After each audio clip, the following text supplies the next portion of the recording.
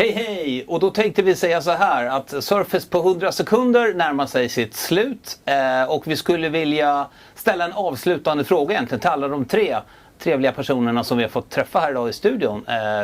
I Alltså-studion. Och det handlar egentligen om vilken favoritsurface har ni? Om jag börjar med dig, Micke Broberg. Vilken tycker du är den bästa? Jag har ju flera, men får jag välja?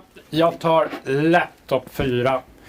Min favorit, härlig formfaktor, lätt, liten, smidig och faktiskt den vi säljer mest utav i Sverige idag. Snyggt!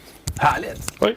Rebecka, du då? Vad har du mejslat fram som din största favorit i Surface-familjen? Ja, det är ju svårt, men jag måste ju säga att vår nya modell, Laptop-studion, är helt fantastisk med sin formfaktor. Och min kille hemma gamear ju, och den här har ju fantastisk grafik i sig.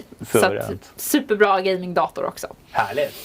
Och sen skulle man ju också vilja höra Johan Huss, hur han har mejslat fram sin favorit. Ja, men det här går ju inte, för jag gillar ju verkligen alla på riktigt och jag använder ju många av de här. Och en enhet för rätt typ av arbete. Men om jag måste välja någon så kommer det bli Surface Pro X.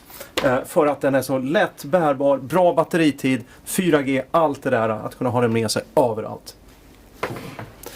Och jag vill passa på här också att tacka Alltså för att vi fick komma hit och berätta om de här fantastiska produkterna. Så stort tack för att vi fick komma till Alltså-studion. Ja, tack så jättemycket. Tack så jättemycket. Tack och välkomna igen.